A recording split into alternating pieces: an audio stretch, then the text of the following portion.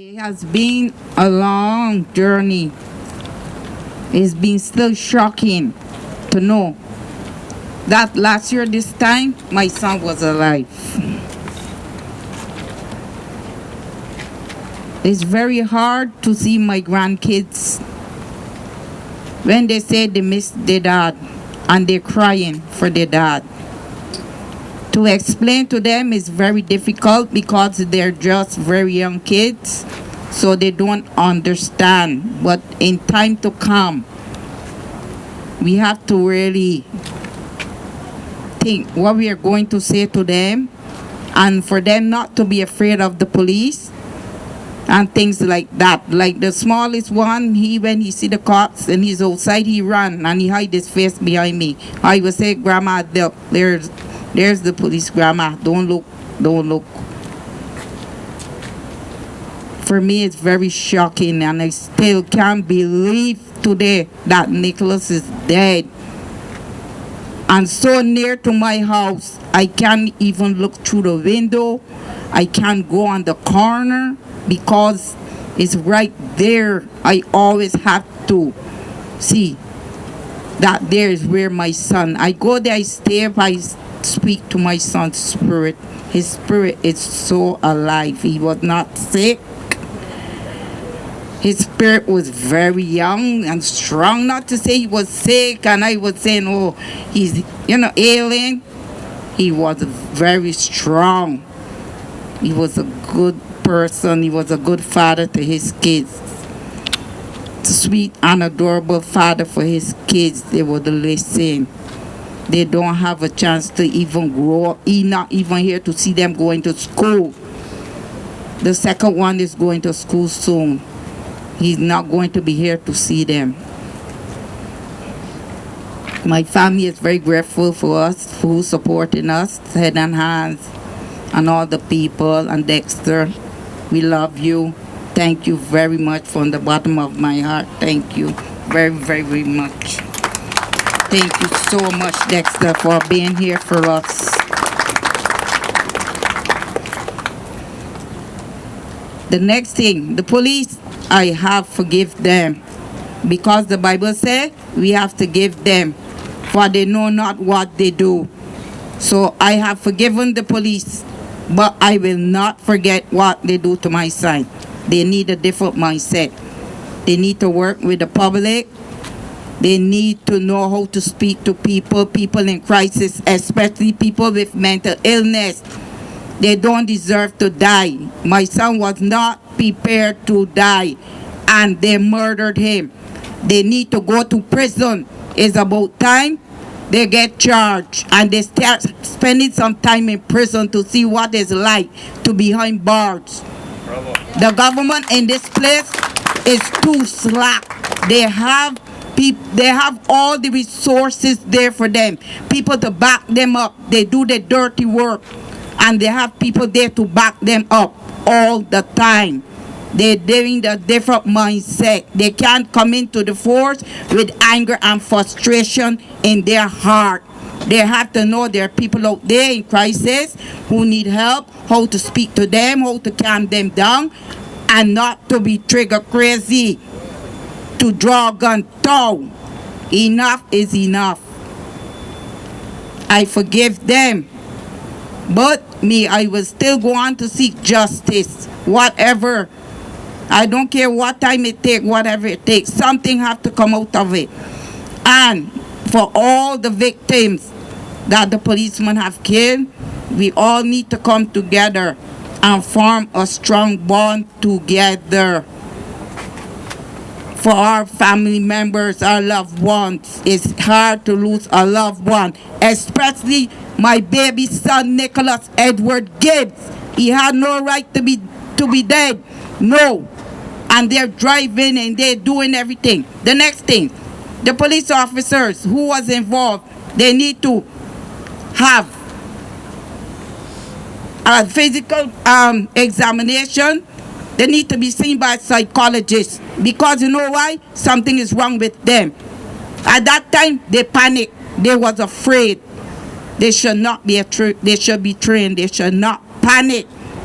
They should know how to deal with people in crisis, especially people that have mental illness. They deserve to live like anyone else, anyone in crisis. No mother should not have to bury a child. It's not right. And I know I asked my son to give me the strength to go on every day, and he does. He does give me the strength to go on every day. And sometimes I start to cry now in my sleep. I start to cry. I will hear myself, okay, Mom, don't cry. Don't cry, Mom, don't cry. His spirit is so alive. He's so strong because he died very young. And he's a fighter, but I know he's in the arms of Jesus. And Nicholas, rest in peace. It's not right. No one should be shot by the police and all these people to protect them. No, they have all the resources. Who are we? They're here to protect us. We should not be afraid of them. When you see them in the street and they pull you over, they're like they're making a movie. Why should they be like that? Now people are filming them. They're coming out to show what they are doing. What is the government going to do? What the ministers is going to do? They don't want the body camera because they know that they will get caught. It's about time. I'm sorry. They need to go to prison. When you choose somebody, the judges, everyone, they need to review. They need to check what this policeman is doing. Enough is enough. And that's my final. Enough is enough. Thank you very much.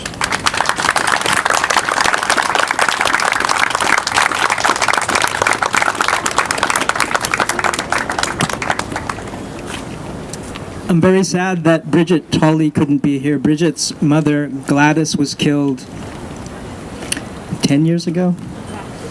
2001. And she's been fighting and fighting and fighting tenaciously ever since, and she helped put this event on, and sadly couldn't be here with us today. But I'd like to ask all the family, the parents of Corey,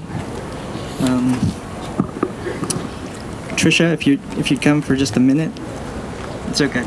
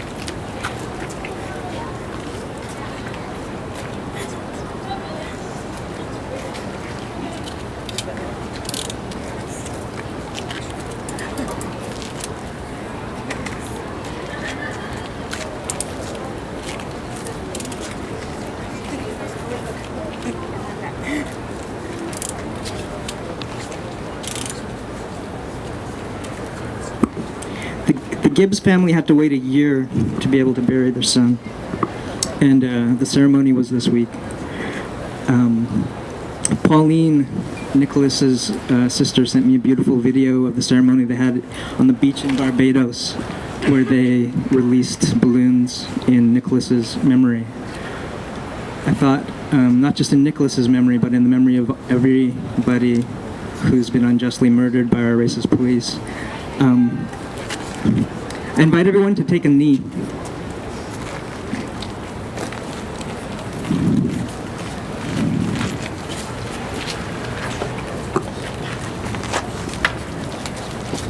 And observe a moment of silence in solidarity with the family, in mourning and grief,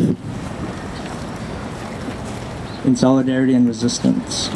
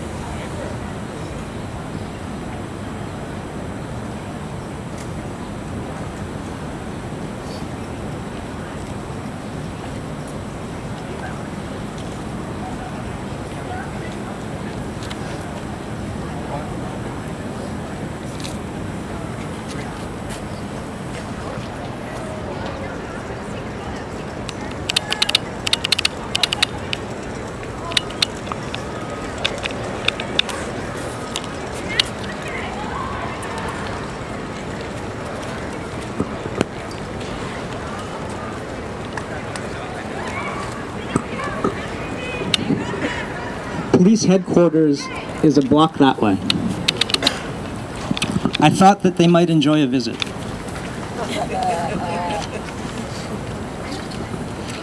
Nicholas Gibbs, a young black father of 3, was shot to death by Montreal's SPVM officers in front of his mother's house in NDG on August 21st, 2018.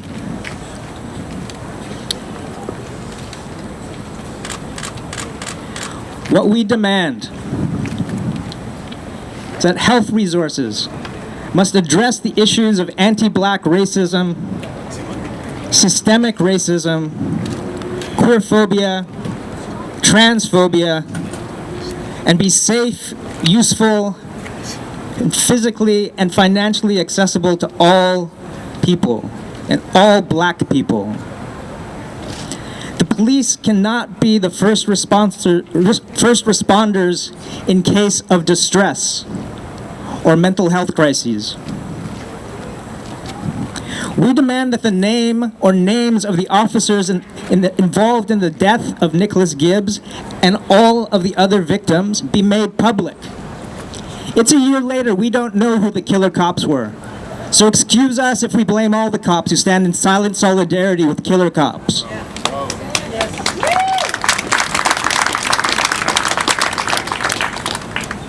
We want data on police intervention on black people. We want the data to be collected and made public. There was a study that the SPVM did. The City of Montreal commissioned and executed a study on racial profiling that was completed 2 years ago and never released. They hid it. We only know about it because of a Freedom of Information request that we had to fight for. What do they have to hide? What do they have to hide? Why do we have to fight to know what our police are doing?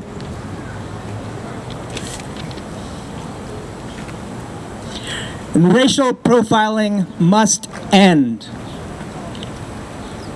This week, a Quebec Superior Court judge finally authorized or approved a class action lawsuit for the victims of racial profiling by Montreal Police. This is a first of any municipal force in Canada.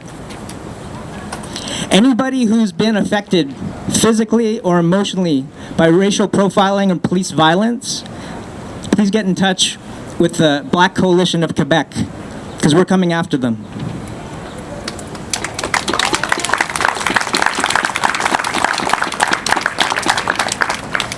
Racial identity should not be a death sentence. Racial identity cannot be a death sentence in times of crisis. The SPVM and the City of Montreal must be held responsible. The SPVM has once again proven that they are incapable of finding nonviolent ways to diffuse moments of crisis, especially when it comes to members of Indigenous and Black communities. It's not acceptable. Black lives matter.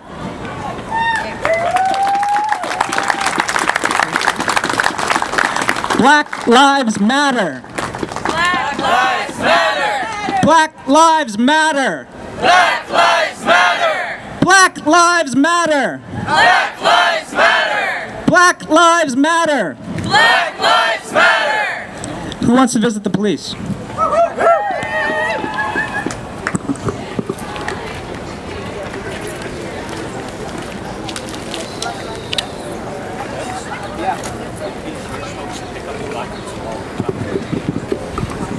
Anyone who doesn't have a placard in hand, please pick one up. They're beautiful. Rest in power, Nicholas Gibbs. Born November 9th, 1994. Murdered by racist Montreal Police August 21st, 2018.